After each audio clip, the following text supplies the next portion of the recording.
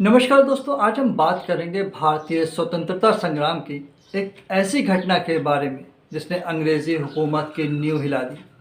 ये घटना है काकोरी ऑपरेशन या इसे कहें काकोरी कांड, जिसे भारतीय इतिहास के सबसे साहसी और रोमांचक घटनाओं में गिना जाता है। 1920 का दशक भारत के लिए बेहद महत्वपूर्ण था।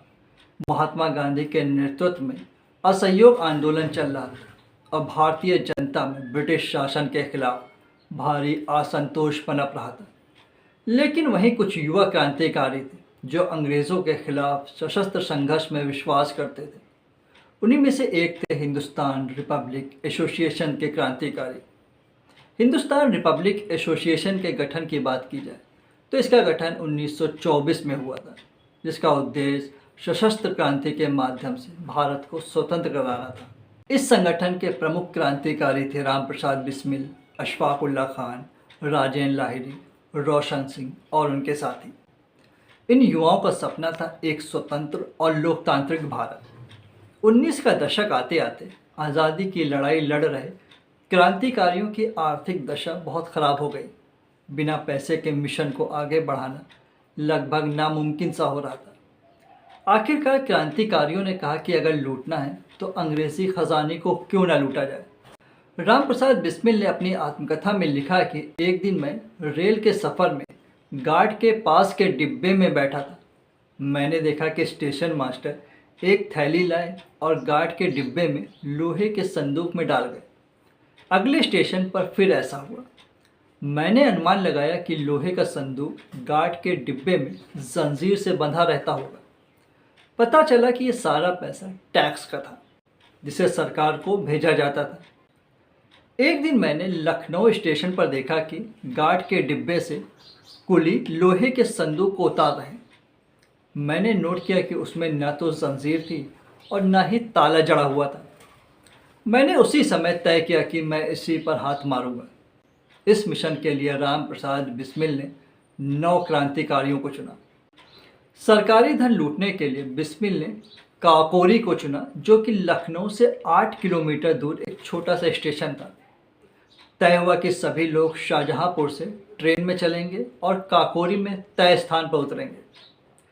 क्रांतिकारियों ने 9 अगस्त 1925 को सहारनपुर से लखनऊ जा रही पैसेंजर ट्रेन को निशाना बनाने का निर्णय किया। यह ट्रेन उस समय ब्रिटिश सरकार का खजाना लेकर जा रही थी। राम प्रसाद बिस्मिल और उनके साथियों ने योजना बनाई कि जब ट्रेन काकोरी स्टेशन के पास पहुंचेगी, वे उसमें सवार होकर खजाने को लूटेंगे। राम प्रसाद बिस्मिल ने अपनी आत्मकथा में लिखा कि हमने ये तय किया था कि हम किसी को शारीरिक नुकसान नहीं पहुंचाएंगे, खासकर आम लोगों को। मैं ट्रेन में ही ऐलान कर दूंगा कि हम यहाँ सरकार द्वारा अवैध रूप से जमा किए हुए धन को लेने आए। हमारा मकसद किसी को नुकसान पहुंचाना नहीं। बिस्मिल आगे लिखते हैं कि यह भी तय हुआ कि हम में से 3 लोग जिन्हें हथियार चलाने आते थे गार्ड के केबिन के पास खड़े होंगे और रुक रुक कर फायरिंग करेंगे ताकि कोई केबिन तक पहुंचने की हिम्मत ना कर सके। हम उनको यह आभास देने की कोशिश कर रहे थे कि ट्रेन को बहुत से सशस्त्र लोगों ने घेर रखा है। 9 अगस्त 1925 की रात ट्रेन जैसे ही काकोरी स्टेशन से थोड़ी दूर आगे बढ़ी, राम प्रसाद बिस्मिल ने चेन खींचकर ट्रेन को रोका। उनके साथी ट्रेन में तुरंत चढ़ गए और गार्ड को काबू में कर लिया।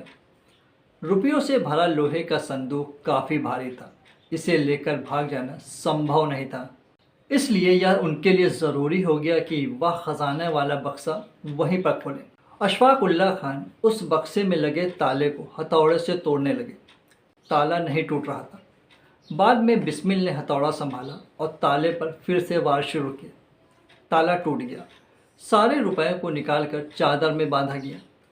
इस ऑपरेशन को पूरा होने में लगभग आधे घंटे से भी कम का समय लगा। ये घटना भारतीय स्वतंत्रता संग्राम के इतिहास में एक साहसिक कदम के रूप में दर्ज हो गई। बिस्मिल लिखते हैं कि जैसे ही लोगों को पता चला कि इस हमले में बहुत कम लोग शामिल थे और उनका उद्देश्य सिर्फ जमा किए गए धन को लूटना था, वह हमारे साहस से बहुत प्रभावित हुए। उन्हें यह बात भी पसंद आई कि हमने ट्रेन से सरकारी पैसे के अलावा कुछ भी नहीं लूटा। भारत के अधिकतर अखबारों ने हमें देश का हीरो करार दिया। अगले कई हफ्तों में युवाओं ने संगठन की सदस्यता लेने की होड़ मच गई। इस घटना को लोगों ने एक साधारण लूट की तरह नहीं लिया। इसको एक ऐसी घटना के तौर पर लिया गया जिसने भारत में आज़ादी की लड़ाई को एक बड़े कैनवास पर स्थापित कर दिया। इतने बड़े संदूक से उन्हें सिर्फ 5,000 ही रुपये मिले।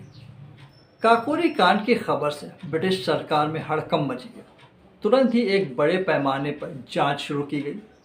दरअसल जिस स्थान पर डकैती हुई थी उस स्थान पर क्रांतिकारियों से एक चादर छूट गई थी जिस पर शाहजहांपुर के एक धोबी का निशान था। यहीं पर पुलिस को शक हुआ कि लूट में शामिल लोगों का संबंध शाहजहांपुर से भी है। पुलिस उस धोबी को ढूंढ निकालने में कामयाब हुई। वहां से उसे पता चला कि यह चादर हिंदुस्तान रिपब्लिक एसोसिएशन के एक सदस्य की है। यही नहीं, क्रांतिकारियों के कुछ साथियों ने भी उनके साथ धोखा किया। राम प्रसाद बिस्मिल लिखते हैं कि दुर्भाग्यवश हमारे बीच भी एक सांप रह रहा था। वह उस शख्स का बहुत करीबी दोस्त था जिस पर मैं संगठन में आंख मूंद कर विश्वास करता था। मुझे बाद में पता चला कि यह शख्स काकोरी टीम की गिरफ्तारी ही नहीं बल्कि पूरे संगठन को नेस्तनाबूद करने के लिए जिम्मेदार था। बिस्मिल ने अपनी आत्मकथा में इस शख्स का नाम तो नहीं लिया, लेकिन प्राची गर्ग अपनी किताब काकोरी में लिखती हैं कि बनवारी लाल भार्गव HRA यानी कि हिंदुस्तान रिपब्लिक एसोसिएशन के सदस्य थे। काकोरी डकैती में भी उनकी महत्वपूर्ण हथियार सप्लाई करने की भूमिका थी।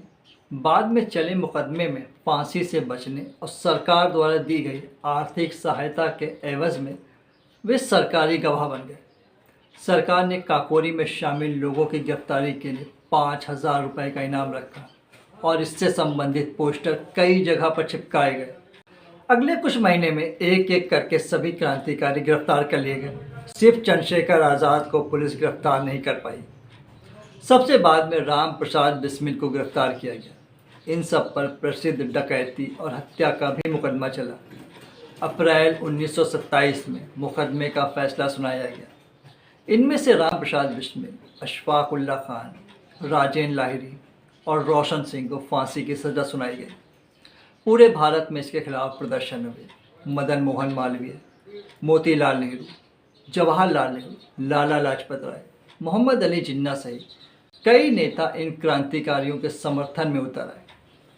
केंद्रीय असेंबली ने वायसराय से अपील की कि इनकी फांसी की सज़ा को उम्र कैद में बदल दिया जाए, लेकिन उन्होंने इस मांग को ठुकरा दिया। 19 दिसंबर 1927 को राम प्रसाद बिस्मिल, रोशन लाल और राजेंद्र लाहिरी को गोरखपुर की जेल में फांसी दे दी गई। उसी दिन अशफाक उल्ला खान को फैज़ाबाद की जेल में फांसी दे दी गई। ये शहीद हमारे देश के लिए अमर हो गए। काकोरी कांड ने भारतीय स्वतंत्रता संग्राम को एक नई दिशा दी। इस घटना ने देश भर में क्रांतिकारियों के बीच एकजुटता और साहस को बढ़ावा दिया। इसने दिखा दिया कि ब्रिटिश हुकूमत की जड़ें कितनी कमज़ोर हैं और भारतीय युवाओं के दिलों में आज़ादी की कितनी प्रबल इच्छा है। आज भी काकोरी के शहीदों की यादें हमारे दिलों में जिंदा हैं। उनकी कुर्बानियों को कभी नहीं भुलाया जा सकता। वे हमारे स्वतंत्रता संग्राम के वही हीरो हैं जिन्होंने अपने प्राणों की आहुति देकर हमें आज़ादी दिलाई। जय हिंद दोस्तों, आज के लिए इतना ही। मिलते हैं अगले वीडियो में। धन्यवाद।